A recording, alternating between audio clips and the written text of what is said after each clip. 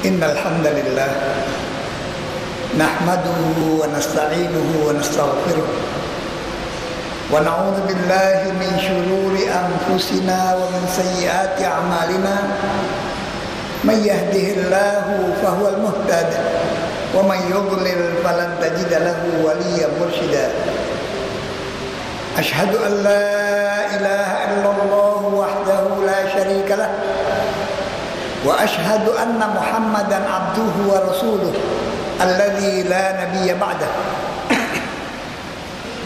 Ba'athahu Allah basyiran wa nadhira wa da'iyan ila Allah bi'idnihi wa sirajan munira. Allahumma shalli wa sallim wa barik ala nabiyyina Muhammad wa ala alihi wa ashabihi wa man tabi'ahum bi ihsanin ila yaumiddin. Qala Allah Ta'ala fi kitabihil karim wa huwa asdaqul qailin, ya ayyuhalladzina amanu taqullaha haqqa tuqatih wa la tamutunna illa wa antum muslimun.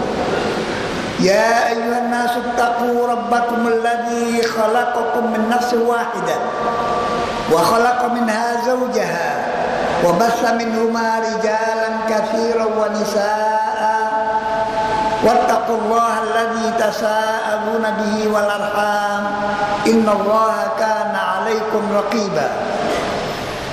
Ya ayyuhalladzina amanu taqullaha wa qulu qawlan sadida yuslih lakum a'malakum wa yaghfir lakum dhunubakum wa may yuti'illaha wa rasulahu faqad faza fawzan 'azima.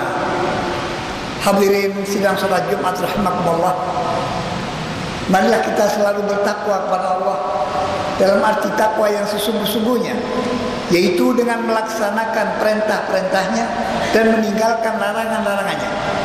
Dan mari kita selalu berusaha untuk meningkatkan takwa kita kepada Allah agar makin hari kita makin dekat kepadanya dan akhirnya kita semuanya digolongkan oleh Allah ke dalam golongan hamba-hambanya yang benar-benar bertakwa kepadanya. Hadirin rahimakumullah, beberapa hari yang lalu kaum muslimin memperingati satu peristiwa yang bersejarah, peristiwa yang tidak pernah terjadi, yaitu peristiwa Isra dan Mi'raj junjungan kita Nabi Muhammad sallallahu alaihi wasallam. Dua peristiwa besar dilakukan pada satu malam, sebagaimana firman Allah dalam surat Bani Israil ayat pertama, Bismillahirrahmanirrahim. Subhanalladzi asra bi'abdihi lailan minal masjidil haram ilal masjidil aqsa alladzi barakna haulah linuriyahu min ayatina innahu was-sami'ul basir. Maha suci Allah yang telah memperjalankan hambanya sebagian dari satu malam dari Masjidil Haram di Mekah ke Masjidil Aqsa di Palestina, yang telah kami berikan barakah tempat di sekitarnya untuk kami tunjukkan kepadanya sebagian daripada bukti-bukti kekuasaan kami. Sesungguhnya Dia Allah Maha mendengar lagi Maha melihat. Kemudian dari Masjidil Aqsa Nabi diperintahkan untuk naik Mi'raj sampai ke Sidratul Muntaha untuk menerima perintah sholat 5 kali sehari semalam. Hadirin rahimakumullah, kalau kita perhatikan perintah-perintah yang lain, zakat, puasa, haji, cukup Jibril datang menyampaikan wahyu pada Nabi. Tapi perintah sholat, Nabi harus mengadakan perjalanan pada tengah malam untuk menerima perintah tersebut. Sekarang bagaimana tanggapan kita sebagai umatnya? Kita mengaku umat Muhammad, bagaimana kita menanggapi sholat itu? Kalau kita lihat di dalam surat Maryam ayat 59 dan 60, Allah berfirman, "Fa khalafa min ba'dihim khalfun adha'us shalah wattaba'us syahwat fa sawfa yalqawna ghayya." Setelah generasi yang baik diambil oleh Allah, dipanggil oleh Allah, maka mereka digantikan oleh satu generasi. Fa khalafa min ba'dihim khalf mempunyai dua ciri generasi ini. Pertama, adha'us shalah, mereka menyia-nyiakan salat, wattaba'us syahwat, dan mereka melampiaskan hawa nafsu mereka. Hadirin rahimakumullah, mari kita jaga salat kita. Jangan sampai kita termasuk kelompok yang adha' salat. Perlu saya sampaikan sebuah firman Allah yang termaktub di dalam surat Al-Ankabut, surat yang ke-29 ayat ke-45. Allah berfirman, "Utlu ma uhiya ilaika minal kitab wa aqimis shalah. Innas salata tanha 'anil fahsya'i wal munkar wa la dzikrullahi akbar wallahu ya'lamu ma tasna'un." Bacalah apa yang diwahyukan kepadamu dari kitab, dari Al-Quran, dan tegakkan sholat, aqimus sholat. Sesungguhnya sholat itu mencegah manusia dari perbuatan keji dan mungkar. Mari para hadirin sekalian, dua kalimat ini yang perlu saya sampaikan pada khutbah hari ini.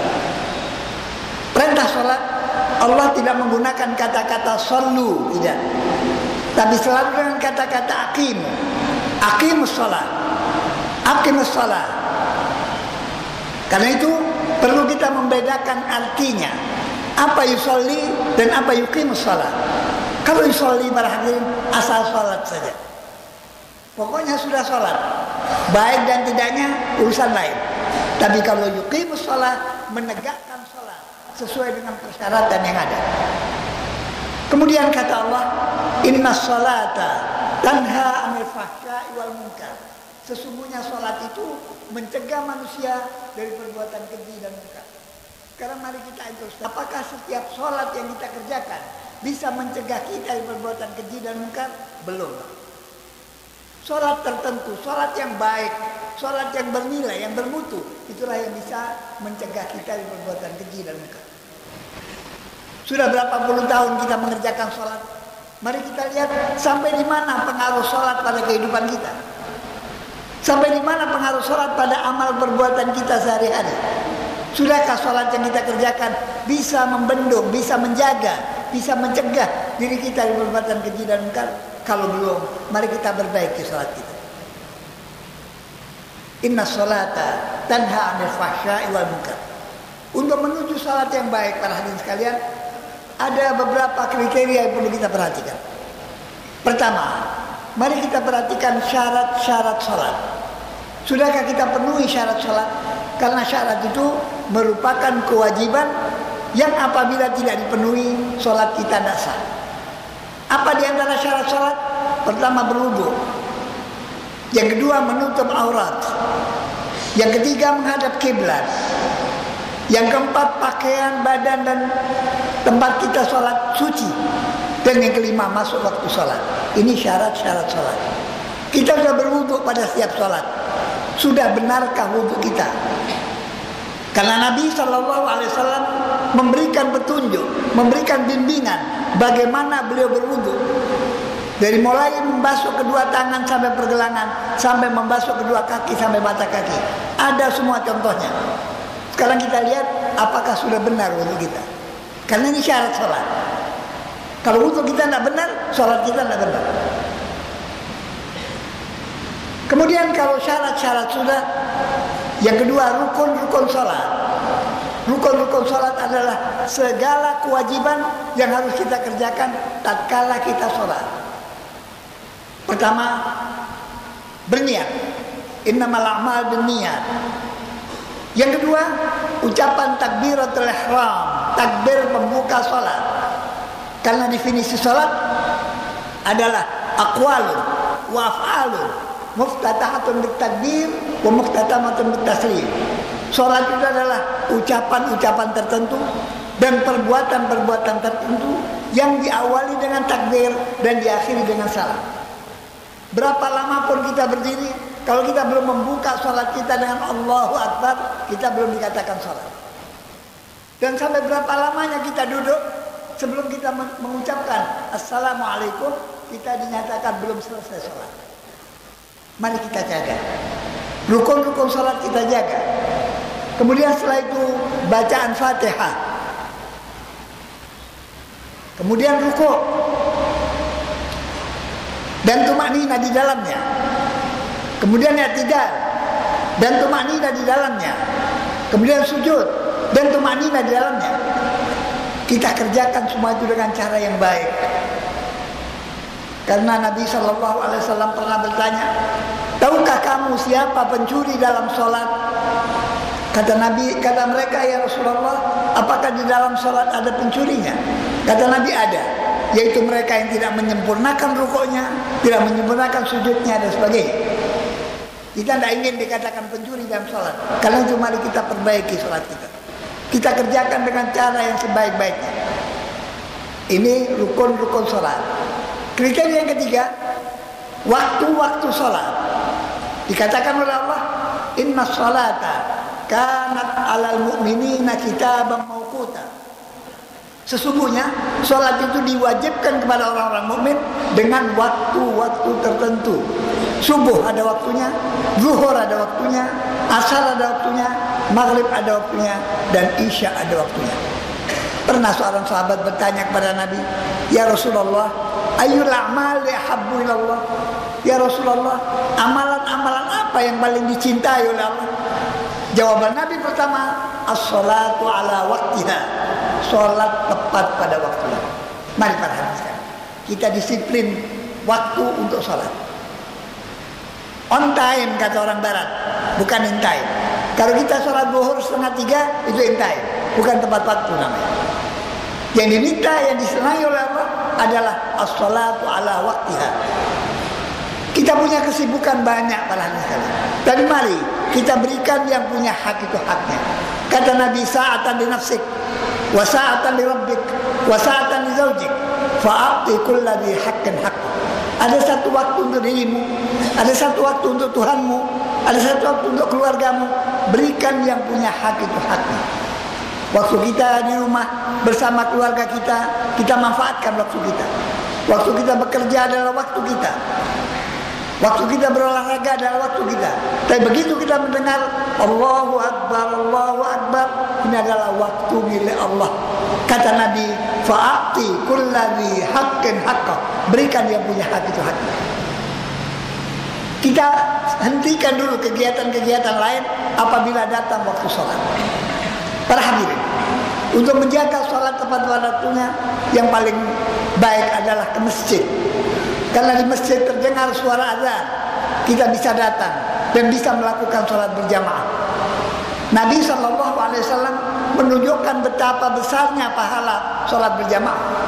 Kata beliau, sholat berjamaah lebih utama dari sholatnya di pasarnya dan sholatnya di rumahnya dengan 23 sampai 29 kali lipatan. Barang siapa berwudu dengan wudu yang sempurna, kemudian dia berangkat ke masjid, tidak ke masjid melainkan untuk sholat, maka setiap langkah yang dia langkahkan, dia mendapatkan 1 derajat dan dihapus 1 dosa. Kemudian selama dia menunggu waktu sholat, dia dicatat sebagai orang yang sedang sholat. Jadi kalau kita masuk masjid setengah jam sebelum waktu sholat, kita duduk setengah jam, kita dicatat sebagai orang yang sedang sholat. Begitu juga majelis taklim, dari maghrib sampai isya ada 2 pahala. Pahala pertama majelis taklim, di mana malaikat menaungkan sayapnya, kemudian memberikan laporan kepada Allah, dan Allah mengatakan, aku ampuni semua yang hadir itu. Dan yang kedua adalah menunggu kita dari maghrib sampai isya, dicatat kita sebagai orang yang sedang sholat. Kemudian sesudah kita sholat, jangan segera keluar. Mari kita baca tasbih 33, tahmid 33, takbir 33, jumlahnya 99. Kita tutup 100-nya dengan la ilaha illallah wahdahu la syarikalah, lahul mulku wa lahul hamd wa huwa ala kulli syai'in qadir. Selama kita duduk itu, malaikat mengadukan doa kepada Allah, memohonkan doa untuk kita. Allahumma sholli alaih, ya Allah ampuni orang ini. Allahumma arhamhu, ya Allah sayangi hambamu ini. Allahumma tub alaih, ya Allah terimalah tobat orang ini. Begitu hebatnya pahala sholat berjamaah. Kali mari kita membiasakan diri untuk sholat berjamaah. Kalau ada orang mengatakan tidak bisa, itu keliru. Kalau tidak mau ya, kalau tidak bisa tidak. Semua bisa. Tinggal kita mau atau tidak. Para hadirin, ini keutamaan sholat di masjid yang biasanya selalu tepat waktu. Jadi sholat jamaah tepat waktu itu adalah usaha kita yang sebaik-baiknya. Jadi kata Nabi, as-salatu ala waqtiha, salat tepat pada waktunya. Kemudian bertanya sahabat, "Sumai, kemudian apa ya Rasulullah?" "Birrul walidain," berbakti kepada kedua orang tua. "Sumai," kata sahabat, "kemudian apa lagi ya Rasulullah?" "Al-jihad fisabilillah," berperang di jalan Allah. 3 perbuatan ini semuanya baik, Pak. Tapi dari 3 ini yang paling dicintai oleh Allah, as-salatu ala waqtiha. Mari kita jaga waktu-waktu salat. Kemudian yang keempat, kriteria yang keempat, cara kita menanggapi salat. Karena banyak kita lihat orang yang salat itu asal salat saja. Kalau ditanya kenapa anda kok cepat salatnya, yang penting sudah salat. Jadi menganggap salat itu seperti beban. Kalau orang mengangkat beban, kalau sudah dilepas, itu dia merasa lega. Pokoknya sudah salat. Bukan begitu, Pak. Kita berusaha untuk mencintai Allah. Karena kita mengatakan kita cinta pada Allah. Biasanya kalau orang mencintai seseorang, dia ingin selalu bertemu. Begitu juga kalau cinta pada Allah, mari kita selalu bertemu pada Allah melewati salat kita. Nabi SAW apabila bersama para sahabat datang waktu salat, beliau mengatakan kepada Bilal, "Arihna ya Bilal, gembirakan aku wahai Bilal." Bertanya Bilal, "Bima ya Rasulullah?" "Dengan apa ya Rasulullah?" Kata Nabi, "bin nida," dengan suara azan. Dan dia mengatakan, "Aku cinta pada 3 hal. Aku cinta pada wangi-wangian, aku cinta pada istri-istriku, dan aku jadikan pokok kecintaanku adalah sholat." Mari kita berusaha memperbaiki sholat kita, sehingga kita dengan mencintai Allah, kita bertemu selalu dengan Allah, kita tidak ingin cepat-cepat selesai sholat. Ada kegiatan sepak bola, biar sepak bola, kita sholat dulu, karena ini waktu kepunyaan Allah. Ada undangan pengantin, biarkan undangan pengantin, kerjakan sholat dulu dengan tumak nina, dengan cara yang baik. Kemudian yang kelima, para hadirin sekalian, adalah khusyuk dalam sholat. Ini barangkali yang paling sulit untuk kita. Kadang-kadang kita sholat 4 rakaat tidak ingat sama sekali, tahu-tahu sudah duduk salam. Kadang-kadang yang 3 rakaat ingat, yang 1 rakaat tidak. Kadang-kadang kebalikannya, 1 rakaat ingat, 3 rakaat tidak. Sholat yang khusyuk ini adalah sholat yang sangat berbobot. Kenapa ini selalu sulit untuk kita lakukan? Karena syaitan berusaha menghalang-halangi konsentrasi kita. Kalau seorang hamba dapat sholat dengan khusyuk, syaitan gagal akan membukanya. Karena dia konsentrasi, dia penuhkan perhatiannya kepada Allah, sehingga syaitan tidak ada kesempatan untuk mengganggu. Dan sholat inilah para hadirin sekalian yang perlu kita capai. Kita berusaha menggapai sholat yang khusyuk. Kemudian gimana caranya? Sebab syaitan ini licin banget. Kau dengar suara azan mereka lari. Kadang-kadang perbuatan yang tidak kita ingat sebelumnya, sebelum kita mengucapkan Allahu Akbar, kita tidak ingat apa-apa. Tapi begitu Allahu Akbar, dagangan kita ingat. Pekerjaan kita ingat. Olahraga kita ingat. Kenapa terjadi dalam sholat? Ini memang syaitan sengaja mengganggu konsentrasi kita. Saya yakin ini saya dan kita mulai baru baca berapa ayat dari Fatihah sudah mulai terbang ingatan kita. Yang baru beli barang murah teringat dalam sholat. Kalau saya simpan 2-3 bulan, saya jual, faedahnya banyak. Sambil baca Fatihah. Bagaimana caranya supaya kita bisa khusyuk? Ulama memberikan 2 petunjuk.